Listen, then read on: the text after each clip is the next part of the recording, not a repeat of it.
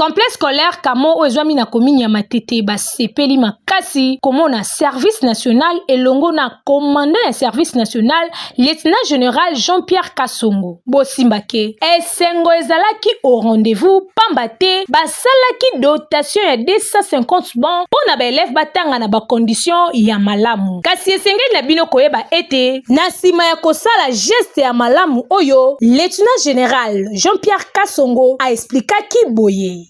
Pour mener à bien cette opération et prévenir toute interruption malheureuse dans la distribution, le service national a installé des ateliers modernes de menuiserie à Kinshasa-Nsele, à Kimpese au Congo central, à Lubumbashi dans le Haut-Katanga, à Mbujimayi dans le Kasaï oriental, à Kananga dans le Kasaï central et très prochainement, le service national va installer des ateliers à Kikwit,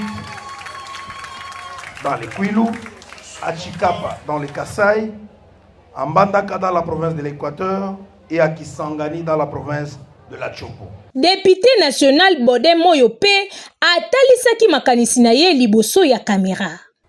Voilà un projet qui a réussi. Un projet initié par le chef de l'État et qui a réussi. Je sais que le service national avait été créé par Mouzé, Laurent Désiré Kabila. Mais avec le président Tshisekedi, le service national a vu ses objectifs élargir, notamment la fabrication et la livraison gratuite des bancs à nos écoles, à nos instituts supérieurs ainsi qu'à nos universités. Bosimbake kolongwa na bango na komini ya Matete se dirigaki vers Lemba, précisément na école conventionnée catholique Stabloum. Service national pesaki pe lisusu 250 ba toujours na souci ya kobongisa ba école na likanisi ya chef de l'État Félix Antoine Tshisekedi Tshilombo pambate tata mokonzi ya mboka azali toujours na makanisi ya kobongisa République démocratique du Congo. Kasi esengeli na bino koyeba ete bandeko ya école Bloom fandaki kimia te moko ya ba responsable ya école na bango alobaki pe boye.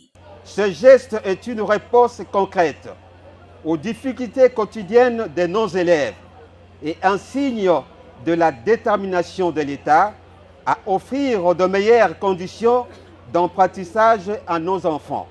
Na nyonso esengeli toyeba ke geste ya malamu boye ezali ya encourager pambate ba élève bazali avenir ya lobby ba mérité kotanga na ba condition oyo esengeli. Bravo na chef de l'État Félix Antoine Tshisekedi Tshilombo pona makanisi ya malamu boye pe topesi balongonya ebele na service national na geste ya kitoko oyo bosali et mérité ba félicitations ebele.